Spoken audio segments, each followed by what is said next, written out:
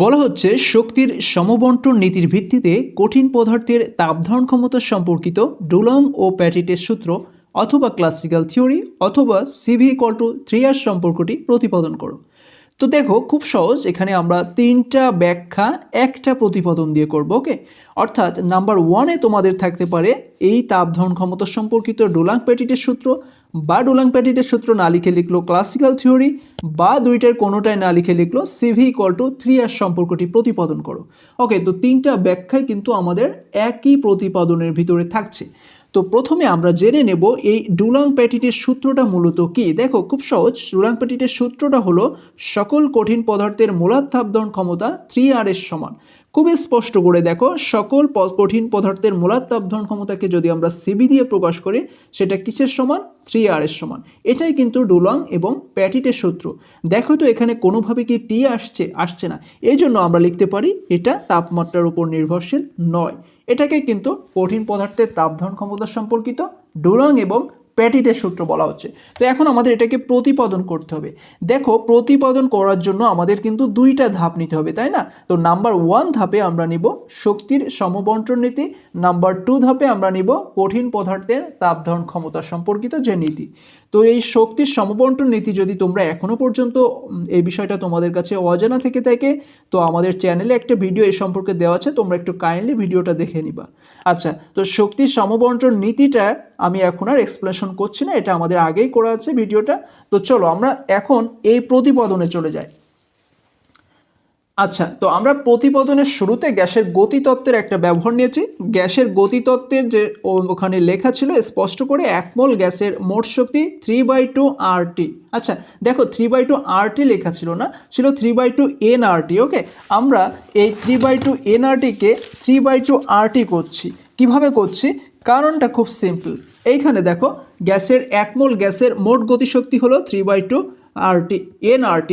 তো যেহেতু 1 মোলের কথা বলছে, আবার আমরা জানি এই ছোট হাতের n হলো মোল সংখ্যা, তাহলে n এর পজিশনে 1 দিয়ে দাও, মানটা আসে 3/2 RT। তো এটাকে আমরা খুব সিম্পলভাবে এখানে 3/2 RT লিখেছি। আচ্ছা এখন দেখো আমরা জানি যে 1 মোল গ্যাসের ভিতরে অ্যাভোগাড্রো সংখ্যার 1 মোল গ্যাসের ভিতরে অ্যাভোগাড্রো সংখ্যার সমপরিমাণ অণু থাকে। তো এই অ্যাভোগাড্রো সংখ্যাকে তো বড় হাতের n দিয়ে প্রকাশ করা হয়, যে কারণে আমরা লিখেছি 1 মোল গ্যাসে বড় হাতের n সংখ্যক অণু থাকে। তাহলে একটা অণুর গতিশক্তি তখন কি হয়? 3/2 RT কি থাকবে? থাকবে না। কেন থাকবে না? কারণ এই যে 1 মোল গ্যাসে বড় হাতের n সংখ্যক অণু, অ্যাভোগাড্রো সংখ্যক সমপরিমাণ অণু থাকছে, তাহলে আমরা 1 মোল গ্যাসের সংখ্যাকে অ্যাভোগাড্রো সংখ্যা দিয়ে একটু ভাগ করে এর ভিতরে অ্যাটাচ করে দিব।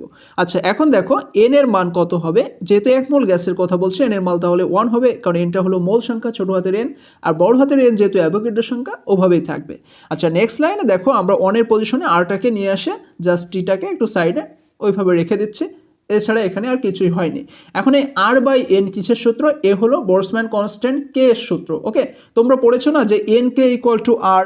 দেখো তো এই যে সমীকরণটা তোমরা চেনো কিনা? NK মোলার গ্যাস ধ্রুবক, R = NK, এটাকে আমরা অনেক প্রতিপাদনে কিন্তু ব্যবহার করেছি। তো এখান থেকেও তো K = R/N আনা যায়, তাই না? তো এটাই এই যে বোল্টজম্যান কনস্ট্যান্ট, এটাকে আমরা এখানে যুক্ত করেছি, R/N এর পজিশনে K লিখেছি। আচ্ছা, তো আমরা গ্যাসের গতিতত্ত্বের একটা ব্যবহার থেকে দেখলাম যে একটা অণুর গতিশক্তি 3/2 KT, তাই না? এ পর্যন্ত স্টপ যাও। এখন আমরা নিয়ে আসব শক্তির সমবিভাজন নীতি। তো এই শক্তির সমবিভাজন নীতিটা তোমরা যদি এখনও না বুঝে থাকো ভিডিওটা দেখে নিবা, আর যদি মনে করো যে না আমার এখন প্রয়োজন নাই, কোনো দরকার নাই, কারণ আমরা এটাকে মুখস্থ করে ডাকলেই হবে। দেখো শক্তির সমবিভাজন নীতি বুঝলেও খুব সহজ, যে অণুর শক্তি যেমন ফ্রিডম সংখ্যায় স্থানান্তরিত হয়, ঠিক তেমনি ফ্রিডম সংখ্যা থেকেও শক্তি সমানভাবে অণুতে স্থানান্তর বা সঞ্চালিত হয়। এটাকেই শক্তির সমবিভাজন নীতি বলছে। আবারও বলি, দেখো কোনো অণুর ভিতরে যে মোট শক্তি থাকে, এটা কি হয়? এটা তার সব ফ্রিডম সংখ্যার ভিতরে সমানভাবে বিভাজন হয়। ঠিক তেমনি ফ্রিডম সংখ্যা থেকেও শক্তি সমানভাবে অণুতে সঞ্চালিত হয়। এটাই কিন্তু শক্তির সমবন্টন নীতি। আর সর্বশেষ একটা কথা আসছে যে প্রতিটি ফ্রিডম সংখ্যা থেকে ½ KT পরিমাণ শক্তি অণুতে সঞ্চালিত হয়। এই জিনিসটা মনে রাখবা যে প্রতিটি ফ্রিডম সংখ্যা থেকে ½ KT পরিমাণ শক্তি অণুতে সঞ্চালিত হয়। এখন দেখো আমাদের শক্তির সমবিভাজন নীতি কিন্তু ক্লিয়ার হয়ে গেল। ওকে, তো এই আমরা এখান থেকে পেলাম কি, আমরা এখান থেকে পেলাম যে ফ্রিডম সংখ্যা থেকে হাফ কেটি পরিমাণ শক্তি। ওকে, তাহলে আমরা এখানে এই ফ্রিডম সংখ্যার হাফ কেটি পরিমাণ শক্তিকে নেক্সট যতগুলো ক্যালকুলেশন আসবে সেখানে ব্যবহার করব। এখন দেখো আমরা যেহেতু কঠিন পদার্থের তাপ ধারণ ক্ষমতা সম্পর্কিত ডুলং প্যাটিট সূত্রের কথা বলছি, তো কঠিন পদার্থের তো বেশ কিছু পরিচয় জানা দরকার, তাই না? তো এই কঠিন পদার্থের ল্যাটিসের গঠনটা এত দৃঢ় যে তাদের স্থানান্তর ও আবর্তন গতি থাকে না। ফলে সেক্ষেত্রে শুধু কি করা হয়, কম্পন গতি বা কম্পন স্বাতন্ত্র্য মাত্রার কথা ভাবা হয়। কেন? কারণ কঠিনের পরমাণুগুলো কেবল কম্পিত হতে পারে। এখন এই বিষয়টা যদি তোমাদের কাছে কিছুটা কনফিউজ লাগে, আমি দেখো একটা মার্কার ফ্লুইড দিয়ে তোমাদেরকে বোঝাই। ধরো এটা একটা কঠিন পদার্থ, আমি যদি সাইড দিয়ে, আমি দিলাম না, সাইড দিয়ে কোনোভাবে যদি হালকা একটু বাতাস যায়, এ কি আবর্তিত হবে, ঘূর্ণন হবে? কোনোভাবেই কিন্তু পসিবল না, তাই না? কারণ কি, এ খুবই দৃঢ় কঠিন পদার্থ, এর গঠনটা খুবই দৃঢ় ল্যাটিসের ন্যায়, এজন্য হালকা একটু বাতাস দিলে কিন্তু এ ঘুরবে না, অর্থাৎ এর আবর্তন গতি থাকবে না। আবার দেখো এ কি হালকা একটু বাতাসে এভাবে স্থানান্তরিত হয়ে এক জায়গা থেকে অন্য জায়গায় চলে যাবে? খুব জোর গতিতে বাতাস দিতে হবে কিন্তু, তাই না? অর্থাৎ সিম্পলভাবে আমরা দেখতে পাচ্ছি কঠিন পদার্থের ভিতরে আবর্তন গতি এবং স্থানান্তর গতি থাকছে না, কিন্তু হালকা একটু বাতাস এসে হালকা হালকা একটু কাঁপতে পারে, তাই না? সর্বোচ্চ সে একটু কাঁপতে পারে। অর্থাৎ আমরা বলতে পারি কঠিন পদার্থের যে ল্যাটিসের ন্যায় দৃঢ় গঠনের কারণে এতে স্থানান্তর আবর্তন গতি কোনোটাই থাকে না। সেক্ষেত্রে কম্পন গতি বা কম্পন স্বাতন্ত্র মাত্রার কথা ভাবলেই চলবে, অর্থাৎ এইটাই হয়তো তাদের ভিতরে থাকে। এই জন্য দেখো আমরা এখন কি করব, এই কম্পন অর্থাৎ কঠিনের কম্পন স্বাতন্ত্র মাত্রার ক্ষেত্রে একটু হিসাব করব। কারণ যেহেতু আবর্তন গতি ক্যান্সেল হয়ে যাচ্ছে, এই যে তোমাদের এখানে লেখা আছে, আমি আবারও একটু দেখাই যে আবর্তন গতি ক্যান্সেল হয়ে যাচ্ছে, স্থানান্তর গতি ক্যান্সেল হয়ে যাচ্ছে, থাকছে শুধুমাত্র কম্পন গতি। আবার এই কম্পন গতি বা কম্পন স্বাতন্ত্র মাত্রার ক্ষেত্রে দেখা যায় এরা আবার কি হয়, এরা আবার আংশিক স্থিতিক আর আংশিক গতিও হয়। এখানে আমি একটু দেখাই তোমাদের, দেখো এই যে কম্পন স্বাতন্ত্র মাত্রা, এরা যেমন আংশিকভাবে স্থিতি হয়, আবার আংশিকভাবে গতিশীলও কিন্তু হয়। ওকে, অর্থাৎ কম্পন স্বাতন্ত্র মাত্রা দুই উপায়েই কম্পিত হয়, একটা হলো আংশিক স্থিতিক উপায় আর একটা হলো আংশিক গতীয় উপায়। এখন আমরা ওই শক্তির সমবিভাজন নীতি থেকে দেখেছিলাম কি ফ্রিডম সংখ্যা থেকে হাফ কেটি পরিমাণ শক্তি কিন্তু সঞ্চালিত হয়। ওকে, তো এই আংশিক অস্থিতিক শক্তির ভিতরেও যেমন হাফ কেটি পরিমাণ শক্তি সঞ্চালিত হয়, আংশিক গতীয় স্বাতন্ত্র মাত্রা থেকেও তেমন হাফ কেটি পরিমাণ শক্তি সঞ্চালিত হয়। এখন আমরা যদি এই দুইটাকে যোগ করি তাহলে আমাদের হয়ে যায় কেটি। ওকে, হাফ হাফ যোগ করলে 1 আর এই কেটি বসে গেল কেটি, অর্থাৎ কেটি পরিমাণ শক্তি সঞ্চালিত হচ্ছে। আমরা তাহলে এখান থেকে পেলাম কি, যে তোমার স্থিতিক অংশের জন্য এখানে লেখা আছে, তোমরা একটু এই লাইনটা পড়ে নিবা, আমি আর এখানে বিস্তারিত বলছি না, আমি জাস্ট ক্যালকুলেশনে চলে যাচ্ছি। আচ্ছা দেখো তো, যেমনটা আলোচনা করলাম ওখানে লিখে দেখালাম, ঠিক এমনটাই কিন্তু হ্যান্ড নোটের ভিতরে লেখা আছে যে প্রতিটি কম্পন ফ্রিডম সংখ্যার জন্য অনুপ্রতি সঞ্চালিত শক্তি হবে half KT plus half KT equal to KT. এখন দেখো আমরা তো হিসাব করছি কঠিন মৌলিক পদার্থের ক্ষেত্রে, তাই না? তো কঠিন মৌলিক পদার্থের ক্ষেত্রে আবার আমরা জানি মৌলিক পদার্থের কোনো অণু থাকে না, তাই না? কারণ মৌলিক পদার্থের ক্ষুদ্রতম কণাকেই কিন্তু পরমাণু বলে।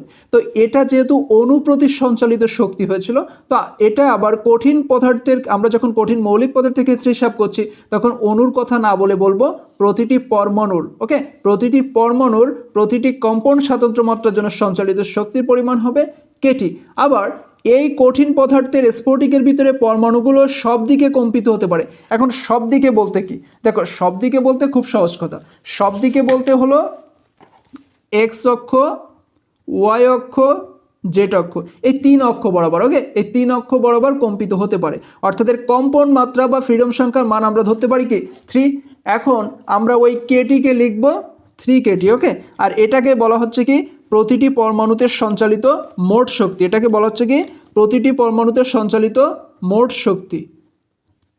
যেহেতু আমরা দেখলাম যে কঠিন পদার্থের ভিতরে পরমাণুগুলো সব দিকে কম্পিত হতে পারে, অর্থাৎ এক্স অক্ষ, ওয়াই অক্ষ, জেড অক্ষ তিন অক্ষ বরাবর কম্পিত হতে পারে, সেজন্য আমরা লিখলাম কি মোট শক্তি ইকুয়াল টু 3 কেটি। আগে ছিল কেটি, এখন যেহেতু তিন অক্ষ বরাবর কম্পিত হচ্ছে এজন্য 3 কেটি। এখন আরও একবার এটাকে আরও একভাবে আমাদের লিখতে হবে, দেখো সেটা হলো 1 মোল কঠিন পদার্থের অ্যাভোগাড্রো সংখ্যা সমপরিমাণ অণু থাকে বা পরমাণু থাকে, ঠিক আছে। 1 মোল কঠিন পদার্থের ভিতরে অ্যাভোগাড্রো সংখ্যার সমপরিমাণ পরমাণু থাকে। তাহলে 1 মোল কঠিন পদার্থের ক্ষেত্রে আমরা এই শক্তিটাকে ব্যাখ্যা করব কিভাবে, 3NKT, অর্থাৎ এই অ্যাভোগাড্রো সংখ্যাকে এর সাথে অ্যাটাচ করে দাও 3NKT। তাহলে এটাকে আমরা বলবো 1 মোল কঠিন পদার্থের মোট শক্তি, 1 মোল কঠিন পদার্থের মোট শক্তি হবে 3KT না হয়ে অ্যাভোগাড্রো সংখ্যা অ্যাটাচ হয়ে 3NKT। ক্লিয়ার?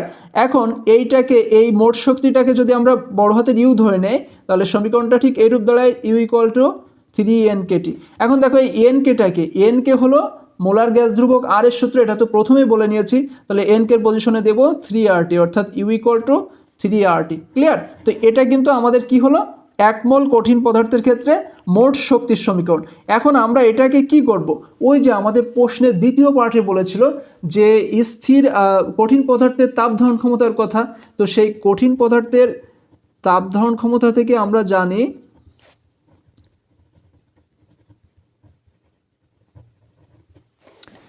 স্থির আয়তনে মোলার তাপ ধারণ ক্ষমতা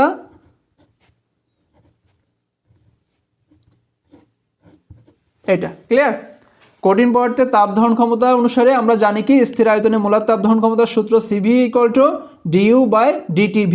স্থির আয়তনের কথা বলছে, যে কারণে ভি এই পজিশনে রাখা হয়েছে, অর্থাৎ কি ভি এই পজিশনে থাকা মানে কনস্ট্যান্ট বা স্থির, অর্থাৎ আয়তন স্থির। তো CV ইকুয়াল টু du/dtV, এটা কিন্তু সূত্র মনে রাখবা। কিসের সূত্র? স্থির আয়তনে মোলার তাপ ধারণ ক্ষমতার সূত্র।